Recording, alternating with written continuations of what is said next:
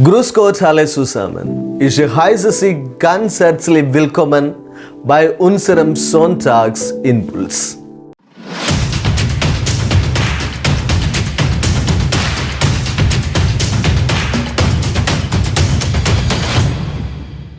Heute feiern wir den dritten Fastensonntag und das Thema an diesem Tag lautet Tempelreinigung.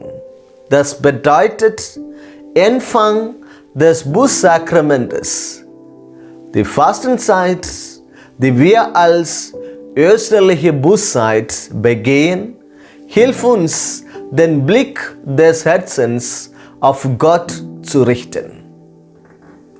Um es besser verständlich zu machen, sehen wir heute einen kleinen Teil aus dem Johannesevangelium, Kapitel 2, Vers 13 bis 25. Kurz vor dem jüdischen Passafest reiste Jesus nach Jerusalem.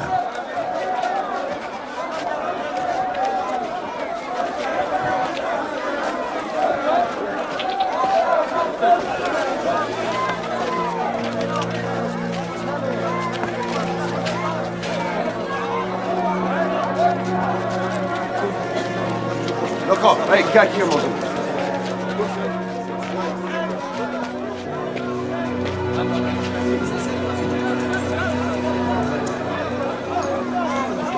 Dort sah er im Vorhof des Tempels viele Händler, die Rinder, Schafe und Tauben als Opfertiere verkauften. Auch Geldwechsler saßen hinter ihren Tischen.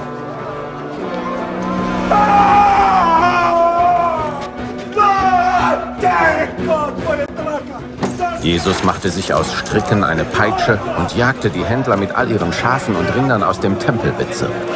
Er schleuderte das Geld der Wechsler auf den Boden und warf ihre Tische um. Den Taubenhändlern befahl er: Schafft das alles hinaus. Das Haus meines Vaters ist doch keine Markthalle.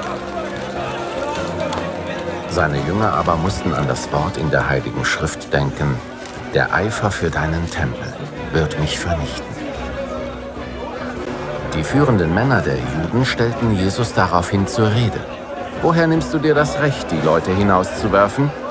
Wenn du dabei im Auftrag Gottes handelst, dann musst du uns einen eindeutigen Beweis dafür geben. Jesus antwortete ihnen: Zerstört diesen Tempel. In 3 Tagen werde ich ihn wieder aufbauen. Was, riefen sie, 46 Jahre wurde an diesem Tempel gebaut und du willst das in 3 Tagen schaffen? Mit dem Tempel aber meinte Jesus seinen eigenen Körper. Als er von den Toten auferstanden war, erinnerten sich seine Jünger an diese Worte. Sie glaubten den Voraussagen der Heiligen Schrift und allem, was Jesus selbst ihnen gesagt hatte.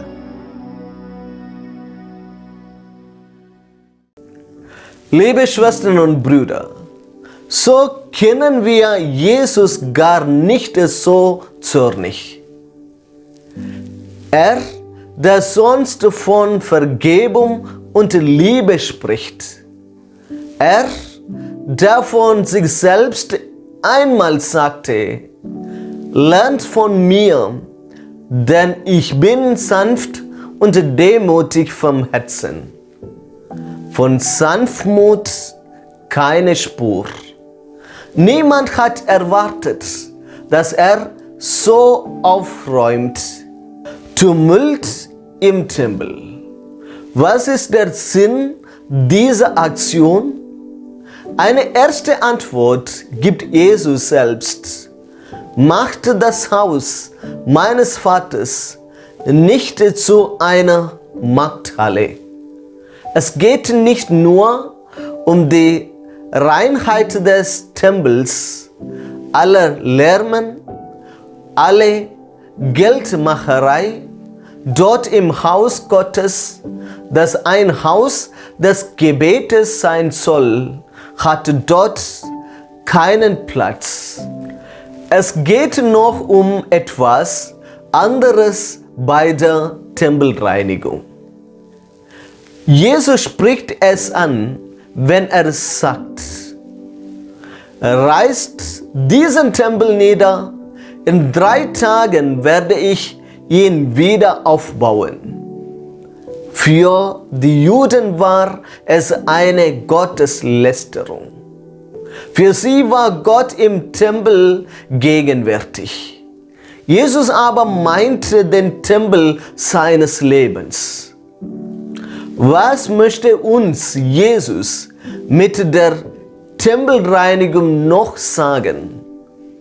Er möchte nicht nur mit der Antwort auf die Niederreißung des Tempels auf den Tempel seines Leibes hinweisen, der nach 3 Tagen wieder auferstehen wird, sondern es geht auch um uns. Ja, unser Leben soll eine neue Ausrichtung von Gott her erfahren. Gott selbst will in unserem Herzen zu Gast sein. Unser Herz soll zum Tempel Gottes werden. Jesus hat den Tempel in Jerusalem gereinigt, indem er die Händler verjagte. Gott möchte auch unser Herz reinigen. In diesen heiligen 40 Tagen der Vorbereitung auf Ostern. Gott schenkt uns ja die 10 Gebote. Sie sollen ein Leitfaden für uns sein. Gebote sind ja nicht sehr beliebt, aber wir wissen, dass man bestimmte Richtlinien braucht. Das Gefühl, wenn wir an die Gebote denken, ist bestimmt eher negativ. Du musst, du sollst, du darfst nicht. Ein Katalog von Forderungen, eine Liste von Vorschriften, dann die rote Karte. Wenn Gott uns aber ein Gebot gibt, dann bietet er uns gleichzeitig auch seine Hilfe an. Die Israeliten empfangen die 10 Gebote nach dem Exodus, der Herausführung aus der Sklaverei. Die 10 Gebote beginnen mit folgenden Worten: Ich bin der Herr, dein Gott, der dich herausgeführt hat aus Ägypten, aus dem Sklavenhaus.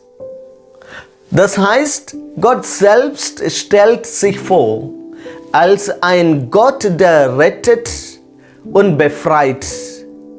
Die 10 Gebote sind Wegweiser in die Freiheit. Der neue Tempel ist ein Bau aus lebendigen Steinen. Der wahre Ort der Anbetung, der wahre Gottesdienst geschieht dort, wo Menschen ganz konkret in der Nachfolge Christi leben. Das Evangelium von der Tempelreinigung wird nicht zufällig am 3. Sonntag der Fastenzeit verkündet. Er will uns einladen, die restlichen Wochen der vorösterlichen Bußzeit zu nutzen für eine ganz private und persönliche Tempelreinigung. Öffnen wir wieder die Türen und Fenster unserer Herzen. Machen wir den ehrlichen Frühjahrsputz, damit wir wieder Lust bekommen, dort zu wohnen, wo wir zu Hause sind. Reinigen wir den Tempel unseres Herzens, damit Jesus dort wieder den Platz hat, der ihm gehört. Amen.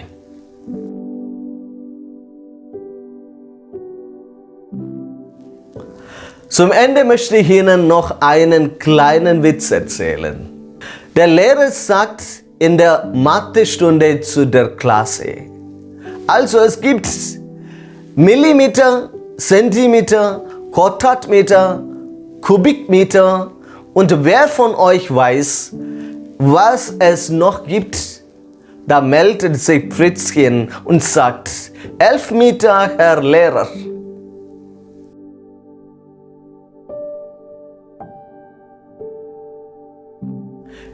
Ich danke Ihnen sehr herzlich für Ihren Besuch und Ihr Interesse an diesen Gedanken zum heutigen Tag. Ich wünsche Ihnen noch eine gesegnete Fastenzeit, eine gute Woche und bleiben Sie gesund. Ich würde mich sehr freuen, wenn wir uns hier auf diesem Kanal am kommenden Samstag wiedersehen würden. Tschüss.